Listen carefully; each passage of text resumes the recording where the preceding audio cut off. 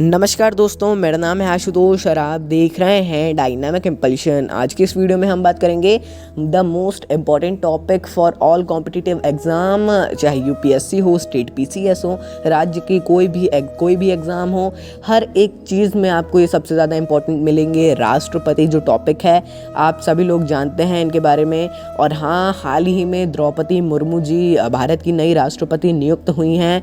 हमारी पूरी टीम की तरफ से उनको बहुत बहुत शुभकामनाएं। और द्रौपदी मुर्मू जी के साथ ही हम अपनी राष्ट्रपति जो पूरा टॉपिक है इसको शुरू कर रहे हैं। इसीलिए अभी तक हमने नहीं डाला था, सोच रहे थे थोड़ा सा नए राष्ट्रपति जो भी बने उनको लेकर के ही हम वीडियो बनाएं। जैसा हमने बोला, द्रौपदी जी को बहुत बहुत शुभकामनाएं। अब शुरू करते हैं आज के इस वीडियो को। आज के इस वीडियो में आपको राष्ट्रपति का निर्वाचन, योग्यता, महाभियोग, पदावधि, रिक्तता, शक्तियां एवं इससे भी कहीं ज़्यादा बहुत से इस टॉपिक के बारे में आपको जानकारियां मिलेंगी, इसलिए वीडियो को अंत तक अवश्य देखिएगा। सर्वप्रथम, राष्ट्रपति का निर्वाचन। राष्ट्रपति का निर्वाचन जनता प्रत्यक्ष रूप से नहीं बल्कि एक निर्वाचन मंडल के सदस्य के द्वारा किया जाता है। इसमें शामिल होने वाले लोग कौन कौन होते हैं? इसमें शामिल होते हैं लोकसभा एवं राज्यसभा के निर्वाचित सदस्य एवं राज्य की विधानसभा के निर्वाचित सदस्य। इस बात को हमेशा ध्यान में रखिएगा। और कोई भी जो मनोनीत सदस्य होते हैं वो इसमें हिस्सा नहीं लेते हैं। जो नॉमिनेटेड सदस्य होते हैं वो इसमें हिस्सा नहीं लेते हैं। संविधान का प्रावधान कहता है कि राष्ट्रपति के निर्वाचन में विभिन्न राज्यों का प्रतिनिधित्व समान रूप से हो। देखिए, तो आप लोग समझ गए होंगे। अब देखिए, अब और समझ लेते हैं, इसको और डीप जाते हैं। राष्ट्रपति का जो निर्वाचन होता है वो अप्रत्यक्ष रूप से होता है, यानी कि जनता के अप्रत्यक्ष रूप से होता है। जनता राष्ट्रपति को नहीं चुनती है। जनता के द्वारा चुने गए जो प्रतिनिधि हैं, जैसे कि विधायक अपन ने चुने हैं, जो सांसद अपन ने चुने हैं, वो जो प्रतिनिधि हैं वो चुनते हैं किसको? राष्ट्रपति को। इसको ध्यान में रखिएगा, कभी भी जनता राष्ट्रपति को नहीं चुनती है। और कौन कौन शामिल होता है हमने बता दिया है, राज्यसभा और लोकसभा के सदस्य और विधानसभा के भी सदस्य। अब देखिए, आगे बढ़ते हैं। राष्ट्रपति चुनाव से संबंधित सभी विभागों की जांच व फैसले उच्चतम न्यायालय में ही होते हैं, वहीं अंतिम फैसला लिया जाता है। हाई कोर्ट, डिस्ट्रिक्ट कोर्ट तो कुछ होता ही नहीं है यहाँ पे। डायरेक्ट सुप्रीम कोर्ट में ही याचिका वगैरह सब दायर होती हैं और वो जो फैसला देते हैं वही अंतिम फैसला होता है। उसको कोई चुनौती नहीं दे सकता। यदि उच्चतम न्यायालय द्वारा किसी व्यक्ति को राष्ट्रपति की नियुक्ति के रूप में अवैध घोषित किया जाता है, देखिए यहाँ पे थोड़ा गलत लिख गया था इसलिए हमने वहाँ का हटा दिया है। तो राष्ट्रपति के जो कार्य होंगे वो वैसे के वैसे ही रहेंगे। वो कार्य कभी भी उनको खारिज नहीं किया जाएगा जो उन्होंने कार्य किए हैं। कि आप अवैध घोषित हो गए हैं तो आपके कार्यों को भी मान्यता नहीं दी जाएगी। उन सभी कार्यों को राष्ट्रपति के तौर पे ही मान्यता दी जाएगी, भले ही उन्हें अवैध घोषित कर दिया गया हो। आइए इनकी योग्यता एवं शर्तें जानते हैं। ये सभी लोग तो जानते ही हैं। राष्ट्रपति पद हेतु कौन कौन सी योग्यताएं हैं? भारत का नागरिक होना चाहिए। जो भी व्यक्ति बनना चाहता है वो भारत का नागरिक होना चाहिए। उसकी आयु 35 वर्ष से अधिक होनी चाहिए।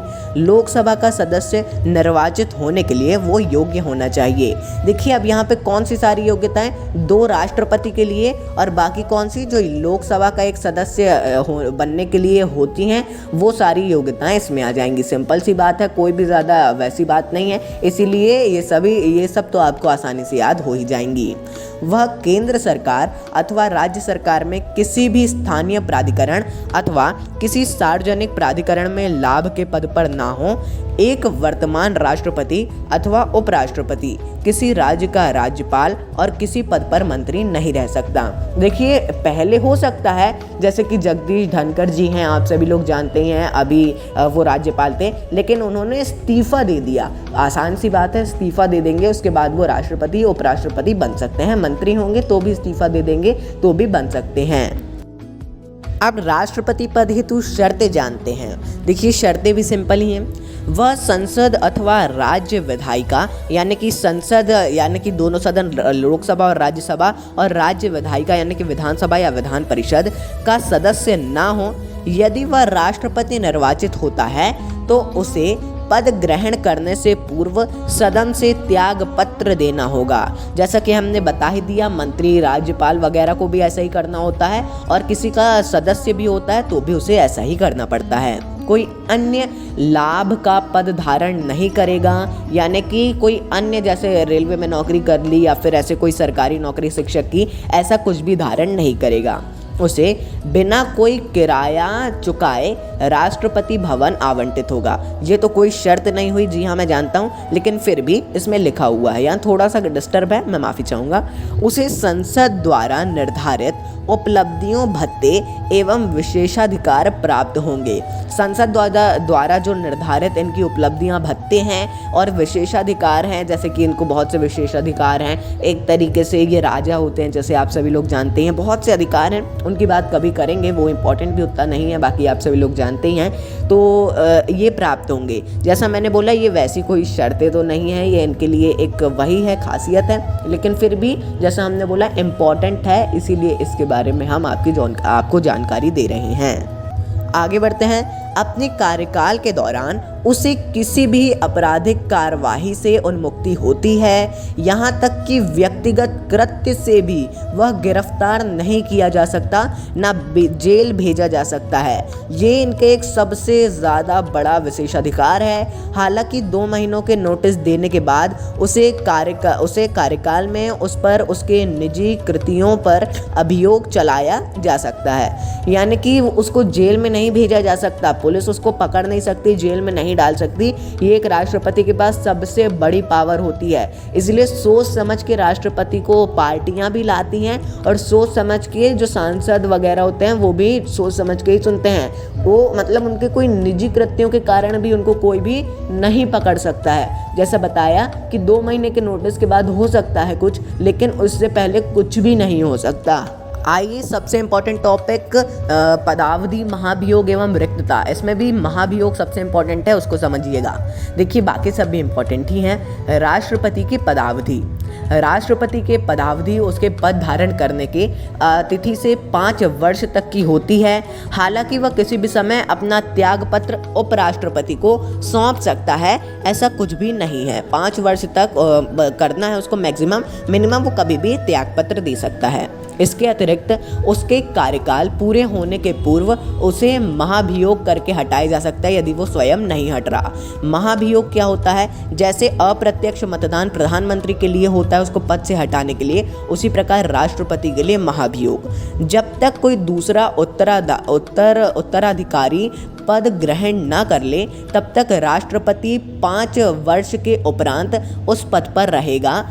महाभियोग से हट जाएगा ऑफिशियली तब भी, जब तक कोई दूसरा इस पद पर नहीं आ जाता तब तक।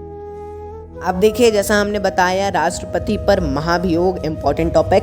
राष्ट्रपति को संविधान का उल्लंघन करने पर महाभियोग चलाकर पद से हटाया जा सकता है। हालांकि संविधान का उल्लंघन वाक्य को कुछ किसी भी तरीके से ऐसे परिभाषित नहीं किया है कि जब राष्ट्रपति ऐसा करेगा तो ये उल्लंघन कहलाएगा।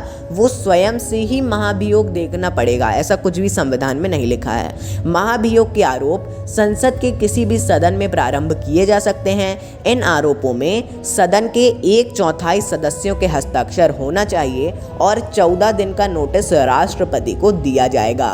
ये बहुत ज़्यादा इम्पोर्टेंट है कि कैसे क्या होता है, इसका क्वेश्चन फंसता है, मतलब इतना तो है कि हाँ इससे कुछ ना कुछ अवश्य फंसता है।